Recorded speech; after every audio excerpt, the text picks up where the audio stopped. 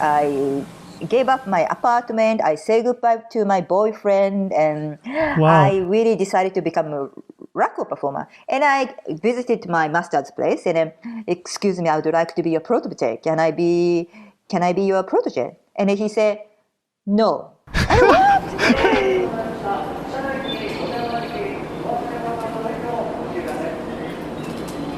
Hey, welcome to Japan Station. My name is Tony Vega. All right, so welcome back. And thank you so much to everybody who's left a review on Apple Podcasts, iTunes. I've seen a few there. That is amazing. Thank you so much. If you really want to help the show keep on growing, you can go leave a few reviews over there, right? Well, I guess you can only leave one, but do what you can. Anyway, so yeah, keep that in mind, right, after you're done listening to this podcast. Now, today I am talking to Showko Showfukutei. Showko is a comedian from Japan. She lives in Melbourne, Australia, which makes her the third guest to come on who was in Australia. So, yay, Australia. She's performed in all around Australia, Singapore, Tonga. She was actually there pretty recently. She said it was a great performance. She's been to all sorts of places, Los Angeles, and yeah, she has been on Australia's Got Talent. She is the only fully trained Rakugo performer outside of Japan. Okay, so Rakugo is a traditional form of Japanese comedy. You're going to hear Showko explain exactly what it is. She's also a ventriloquist. Okay, she makes all her own dummies. She's a stand-up comedian, and the story of how she manages to achieve all these things, how she learns all these things, how she becomes a fully trained Rakugo performer, how she gets her master. It's the kind of story that makes you go like, my life is boring and I should get off my butt.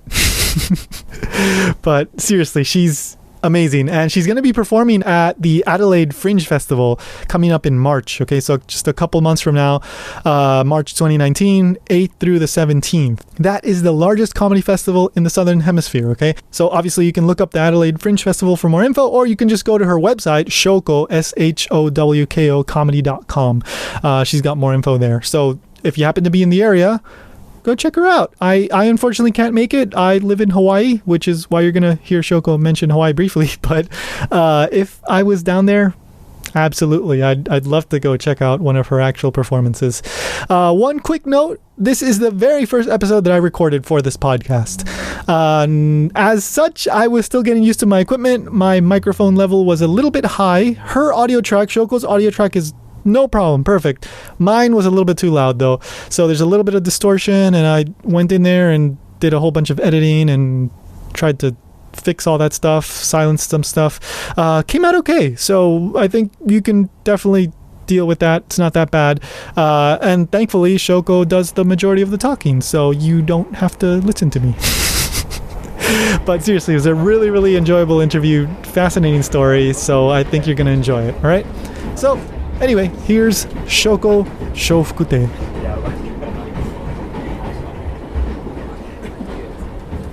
The next stop is Japan Station. The doors on the right side will open.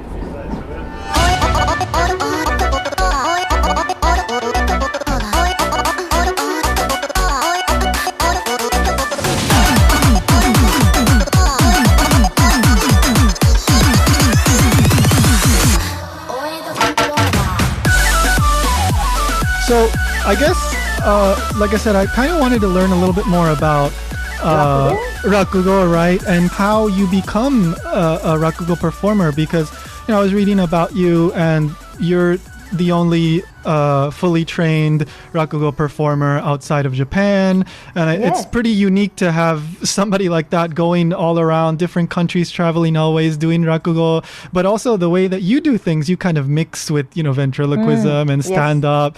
It's a very striking kind of, I guess, performance, because of course I've seen Rakugo, I'm familiar with it, but then mixing it like that with so many other things, you really stood out to me. And so I was wondering if you could kind of explain a little bit, just for listeners that are not familiar with Rakugo. First, what's Rakugo? Yes, of course. Yeah. Maybe I maybe explain to you what's the traditional Rakugo. Rakugo is a form of entertainment, best described as Japanese sit-down comedy. That's what I call Japanese sit-down comedy, or comic storytelling. During a show, the Rakugo performer sits on a small pillow, zabuton, dressed in a kimono, and acts out the whole story by themselves, and only using fan, sensu, and Hantao Tenugui. And all it's up to imagination, audience imagination.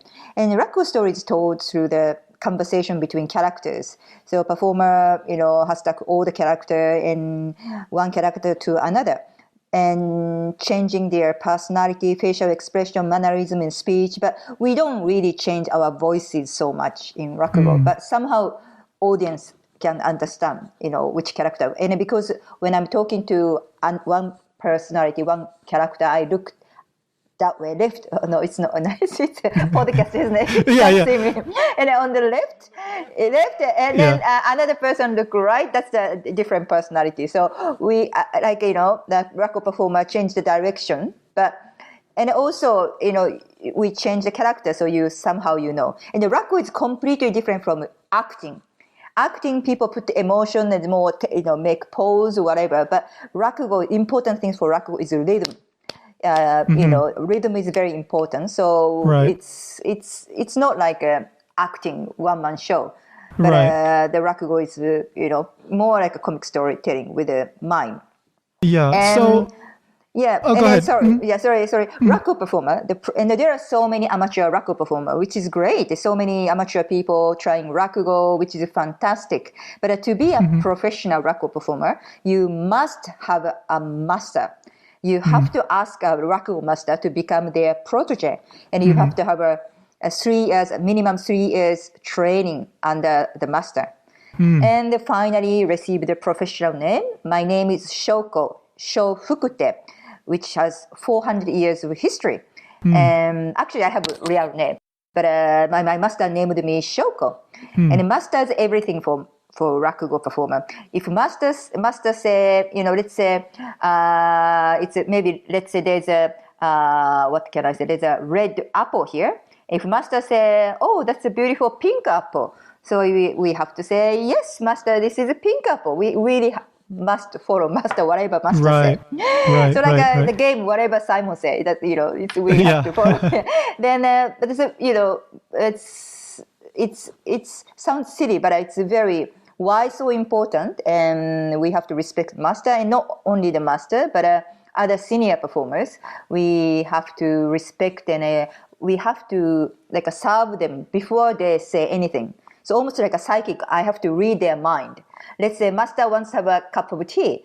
Before master asks me, Showko, can I have a cup of tea? Before he asks me, I have to guess, oh, now master wants a cup of tea. I have to serve him. I can't wait until he orders me. So, very complicated, but it's very important training. Not just that I learned Rakugo techniques, but I learned such things. Right. And then why so important? Because if I can read the master's mind, and on the stage, I can read audience, what they want. We sometimes has to change our material, and have to use an ad-lib or whatever. So that's really important training as well. Of course, I've learned so many things, but it's just a part of it. Well, something I think if you, whether it's English or Japanese, something that I noticed about Rakugo is, of course, it's more about the story, obviously, right? You're telling a story, and there's a real rhythm, and the rhythm kind of sucks you in, and it's not so informal in the way with stand-up comedy. It's kind of more like regular everyday speech, but Rakugo is kind of very fast. It's like this happened, this happened, this happened, this happened. It's very practiced, very polished. There's a certain way that you do it. At least that's kind of my impression, and I don't know if that's fair to say, but yeah, you have to train a lot. Yes, exactly. Yes, you're right. But the Rakugo roots is, that Rakugo itself is actually very casual. I mean, it's not casual like a stand-up. I mean, for the history, Rakugo has 400 years of history, same age as Kabuki and Shakespeare.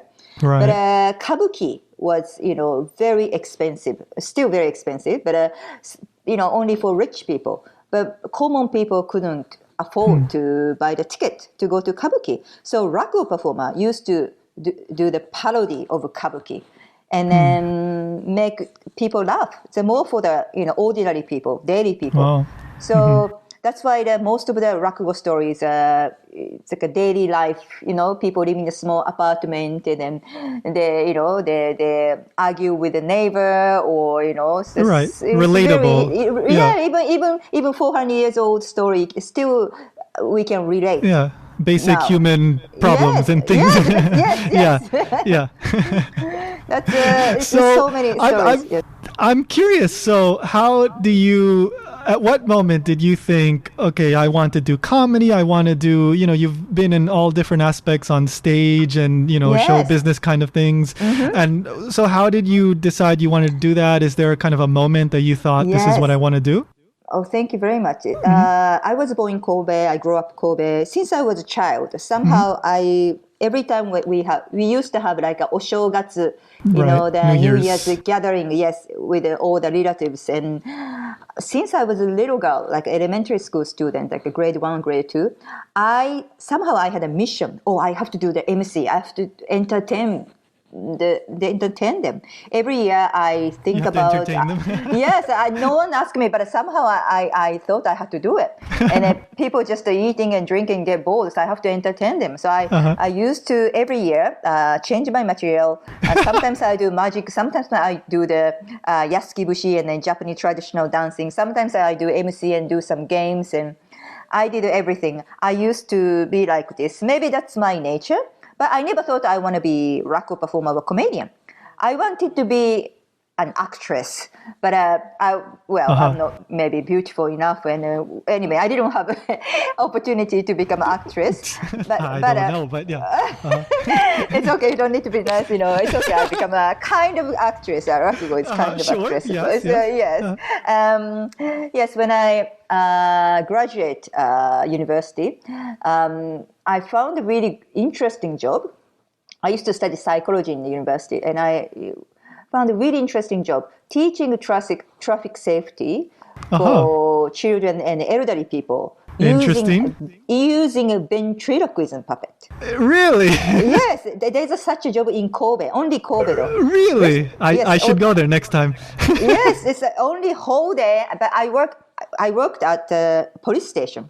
I wear the police uniform, and the rest of the policemen busy for for other jobs as a policeman. But I'm the only person practicing ventriloquism, magic, and then I used to go to schools and home and used to teach traffic safety using ventriloquism. So, and that's why I started to ventriloquism.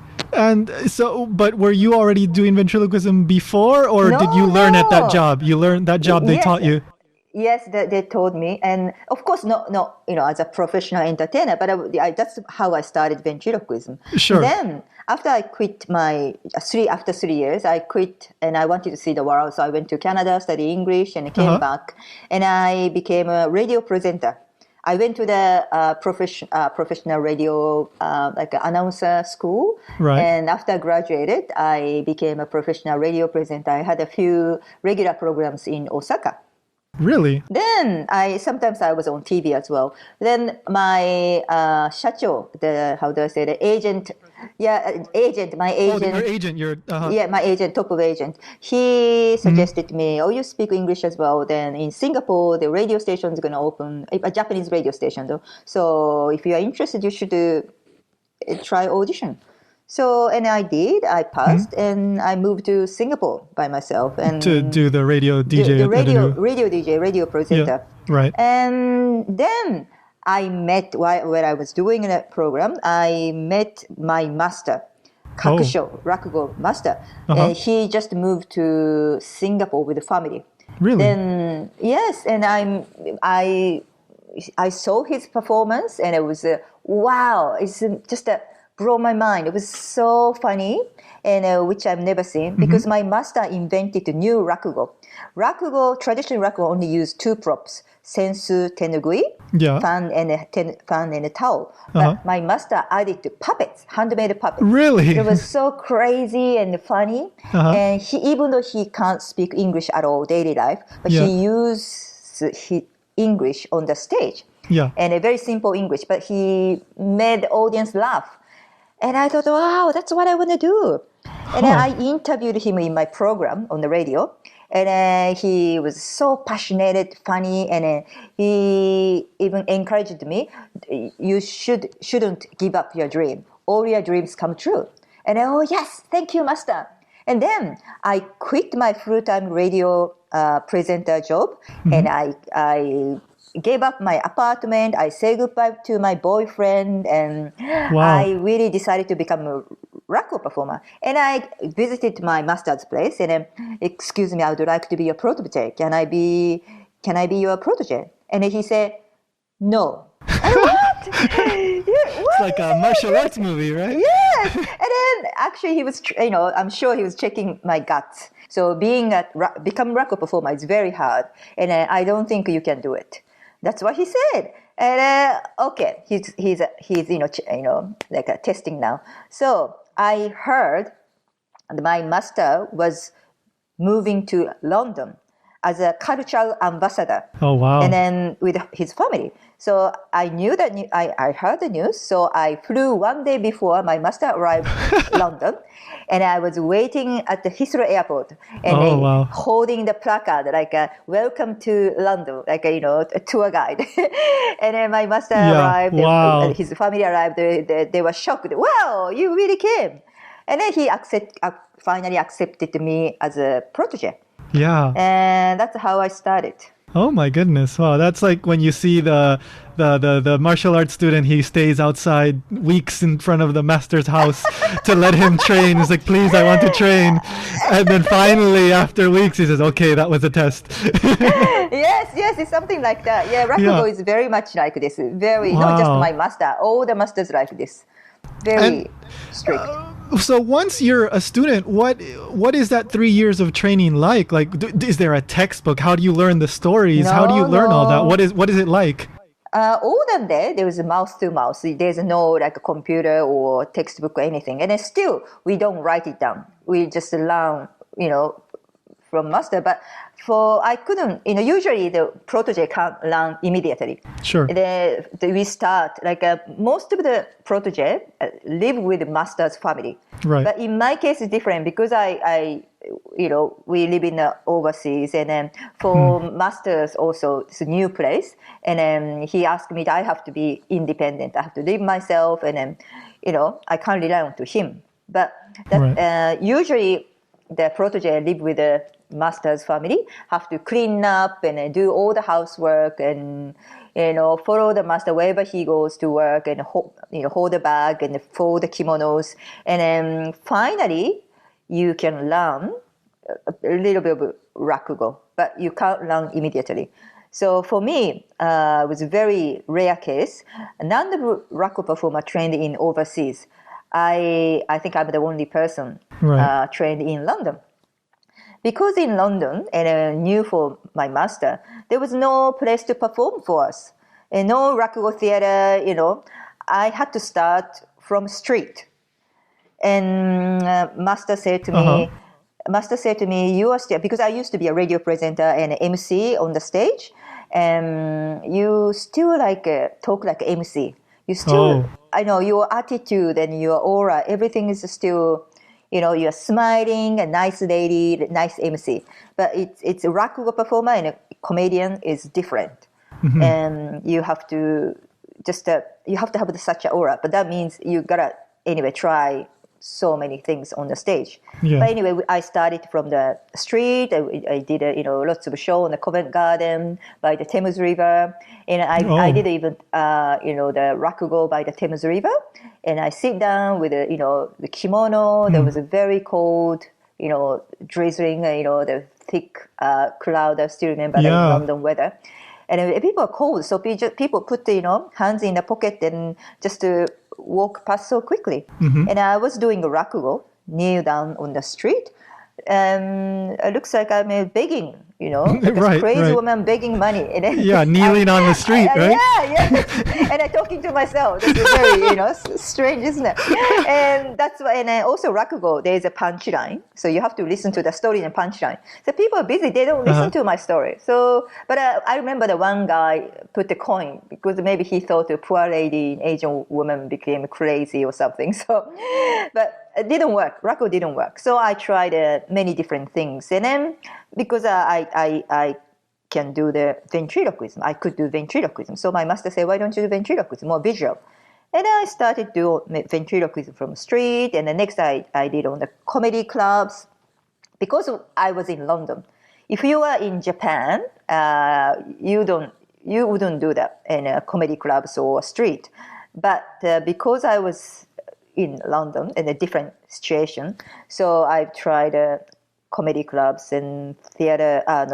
The street. And after that, we did school shows and visiting hospital. And then finally, we could invite it to the different many theaters and started performing in festivals and even performing in Europe. Right. And yes, sorry, you asked about the training for the Rakugo, Yeah, right? but that's in a way the best training possible, right? Yes, because it says audience. He always say audience is the best teacher. Yeah, absolutely. So, Like in a theater, you have the people there, they paid to come in, they're not going to leave. But on the street, you really, really have to find that way to make them stop, right? Yes.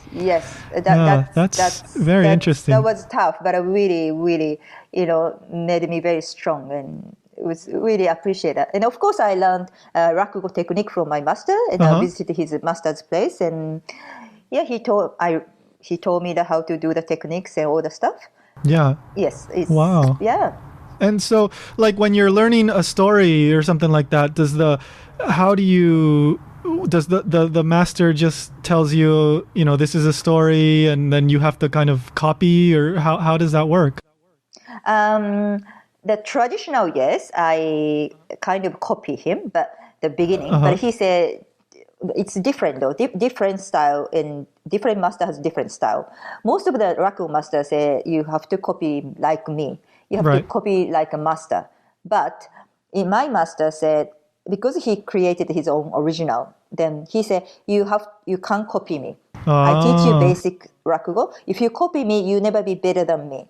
Right. So I learned from him. Especially I'm a woman. So if I do same as my master, I'm not funny. So I have to change the character. Usually I add strong woman's character in the story. Yeah. And I add my jokes. And yes, I edited by myself. And then after the traditional Rakugo, I also add ventriloquism puppets and even the props and pictures and music. And I created a completely different original Rakugo. So you do Rakugo in Japanese as well, right? And yes, of course. Yeah, okay. So what kind of differences, what kind of changes do you have to make when you perform abroad in English and then when you're in Japan and you're performing in Japanese?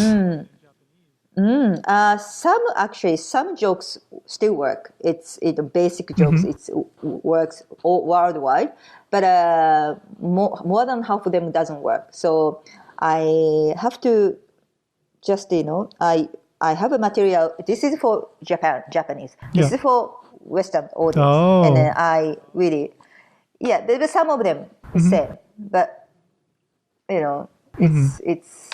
Yeah, you have to adjust. Some cultural things just don't translate well, right? And many traditional Rakugo play with words. Oh yes. So it's quite hard to translate, and I have to carefully pick and choose which story I want to tell for English audience or Japanese audience also different, and also how I approach to the audience different as well. In Japan.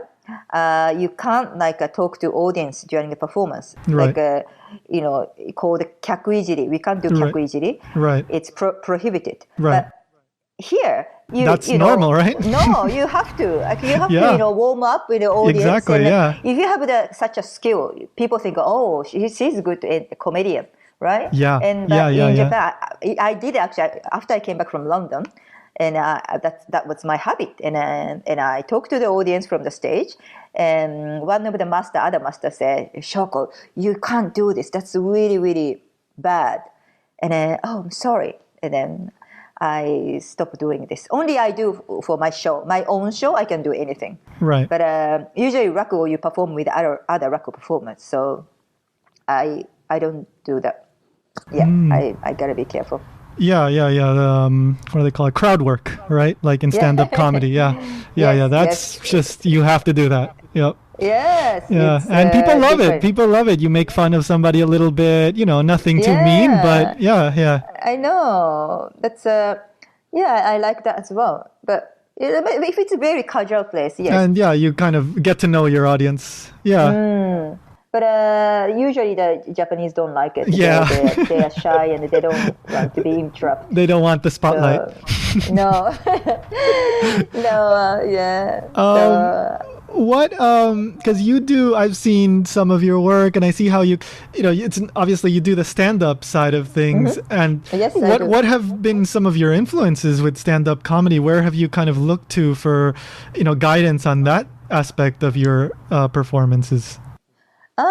It's all my yeah. As I said, I did lots of stand-up comedy gigs in London, and then in Rakugo, before the Rakugo story, all the Rakugo performer talk like daily life, usually related to the Rakugo story, but we have to do like almost like a stand-up comedy. Even though we sit down, we have to do the stand-up Right. comedy.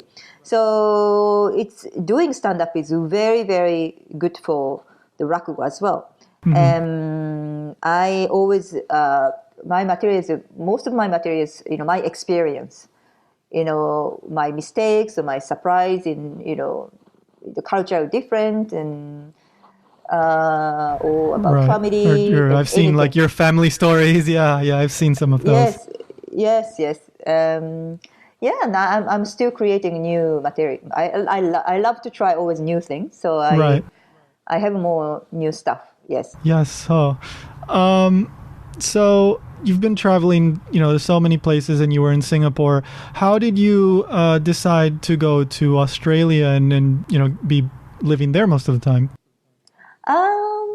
It's been 5 years, Oh, same okay. as Singapore, and I used to be in London for 4 years as well. So Oh, okay. yeah, it's my husband from Melbourne, and then Melbourne has he has his okay. family is here. When I traveling, my mother-in-law look after my son, and it's Oh, really okay. good family support here. And then plus Right. Melbourne has the top 3 world biggest comedy festival every year. Right. So there's a big comedy culture, so many comedy clubs. If you want to try out new material, so there are lots of places. So it's very, so many, very Melbourne's, the art town. Not just a comedian, the comedy, the artists, musician live here. So, and then good environment for raise my son. So I decided to live here now. Oh, okay. But I would love to maybe move to other country again. I Oh, love okay. moving. So it's I can maybe, tell, yeah.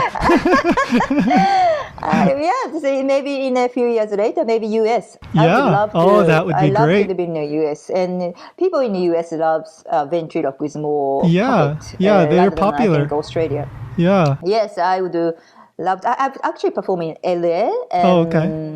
before. So it was yeah, people were amazing. They're so happy, and then oh wow, and it was a really, really good gig, and I would love to go back. And of course, in Hawaii as well. I've been to Hawaii many Yeah. times. There are, of course, amateur Rakugo performance here in Hawaii too, and Oh, I really? think, yeah. I've never seen I'm a show, sure. but I've heard of a few shows happening here and there, and I Oh, think if that's you were to great. come to Hawaii, I think you would get a good crowd. So Oh, I definitely would love something to to. consider. Yeah. Yes, if somebody invited me, yes, I Yeah. can fly anytime. Wonderful, wonderful. So I wanted to learn a little bit about your experience on Australia's Got Talent. How did that happen? You made it all the way to the finals, and what was that Yes. experience like? Wow, I was just so lucky. I never thought I want to try, but since I'm in Australia, why not? And then when I moved to Australia, I didn't have any connection. In Japan, yes, because of I'm Japanese, also as a Rakugo network, and I used to belong to the big comedy agent Yoshimoto, but in Singapore, yes, I used to work as a radio presenter, and I have many connections.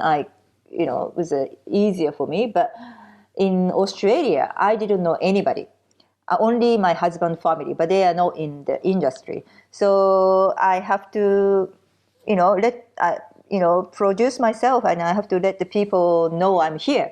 And then what's the best way? I was watching the TV, and Australia's Got Talent.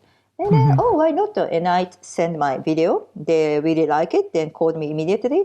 So I did many auditions, and I passed everything and went to the final. Wow.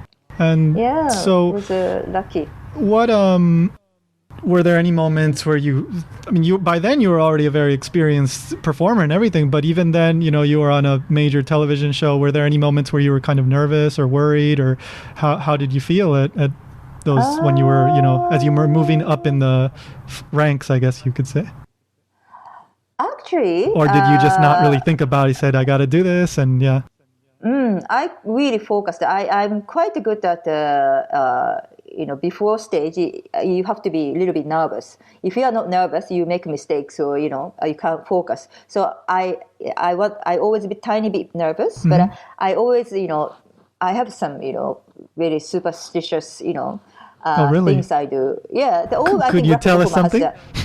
Yes. One of the famous ones, I don't do this anymore, but I used to do one of this, hito, do you know how to write hito in kanji character? Oh, hito in kanji, right? Hito, 2 strokes. Hito, like a people. Hito. 2 strokes, people. You write the people on your palm 3 times. Person, and then, yes, you drink it. What? What do you mean? I mean, just a pause, though. You draw people, hito on left palm, right? Okay, on left palm, okay. Yes, one hito, 2 hito, 3 hito, 3 times. Yeah. And then you drink like a pretend you're drinking people. Yeah. So that means you drink audience. So really? you are fine. You're no problem. You're not going to get nervous. That's a kind of very typical, very famous omajinai.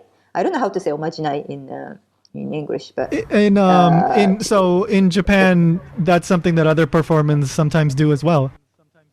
Yes, even like a 40 years of career master, 50 years of, even they still do. Oh wow, I've never heard of that. One.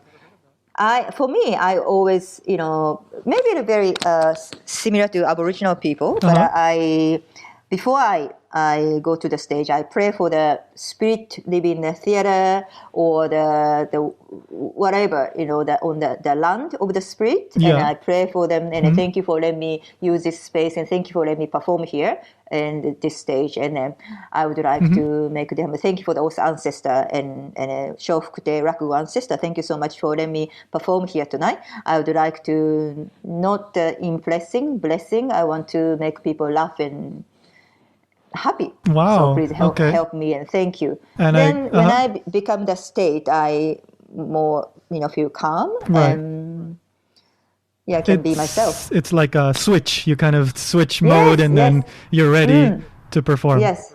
Huh. Yes, I think everybody has a different in Rakugo everybody's theater, sports or whatever. Yeah, yes, everybody. Sports, yes, they maybe wear the shoes from the right or from the left.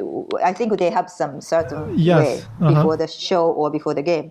And in the Rakugo theater, there's always like a place you pray, the kamidana. Oh, usually really? that's like a Japanese style, traditional style, but usually maybe I think that's a Shinto style, right? But, in like a shrine, kind of like a shrine, small little shrine in a theater backstage. But not everybody pray. Only few people. I observe some people pray before the stage, but not all of them. But there is actually. But in outside of Japan, there are nothing like this. So I just pray by myself the backstage. Right. Huh. So I feel better.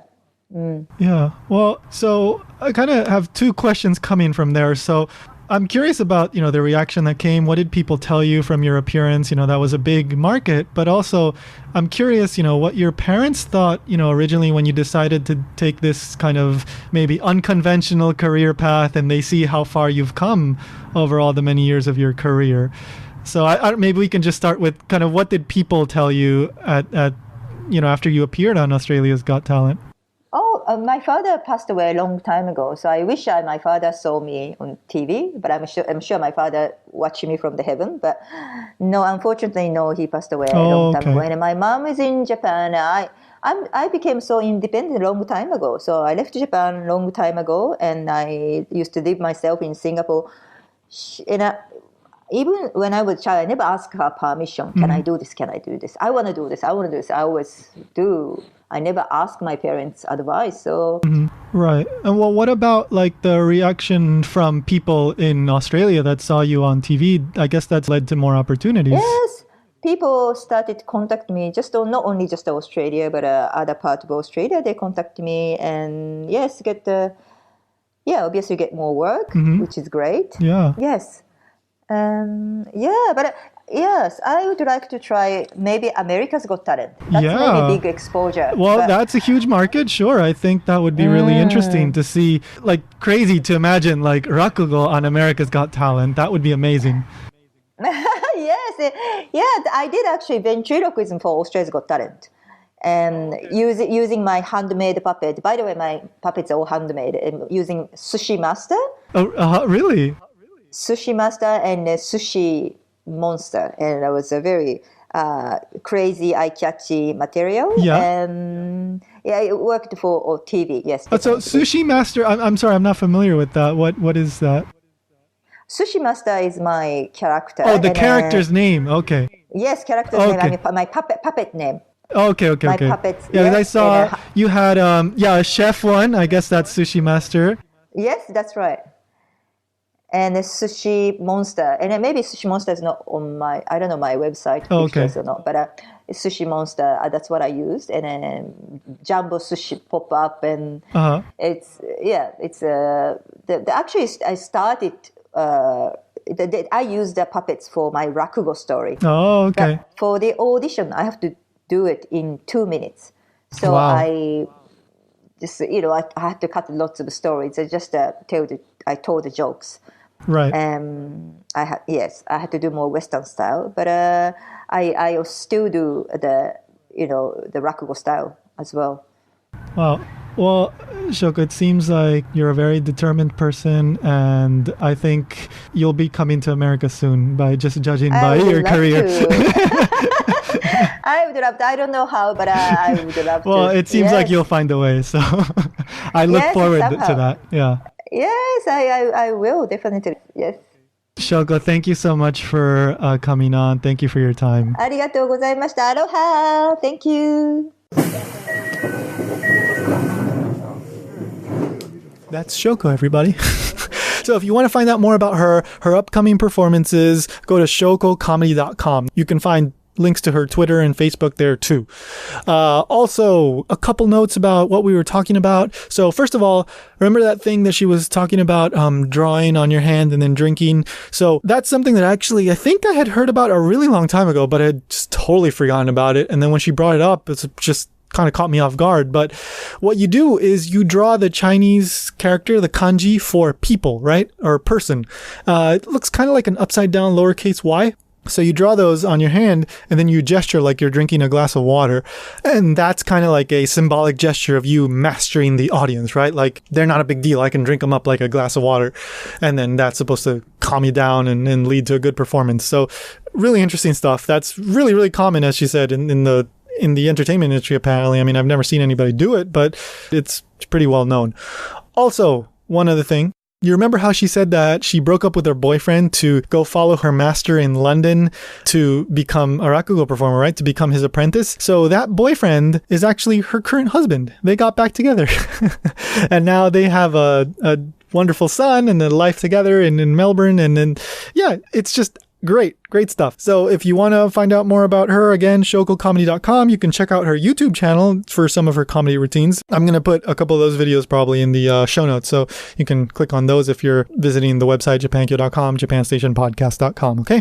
Thank you so much, Showko. All right, so if you want to support the show, go ahead, click on that Amazon affiliate link when you do your shopping. That helps us out. You can email me at mail@japanstationpodcast.com. Follow on Facebook at Japankyo, on Twitter at Japankyo News. Okay? And that about does it. Thank you so much to You Know Me, by the way. Ending, opening, song, all that info in the show notes, okay? So that does it for today's episode. Next episode is going to be with Geshin Claire Greenwood. She's got a fascinating story, okay? So she spent several years in a monastery, or as a Zen nun, okay? And oh my goodness, just, it's incredibly difficult. So we have a pretty deep conversation. That one's already recorded in the bag, and I cannot wait to share that with you, okay? So that's coming up on January 1st, 2019. Yeah. Happy New Year, guys. All right, so enough of me. That's it. We're done. Go write those reviews. Go find your miniature pony. Bye. Just do it!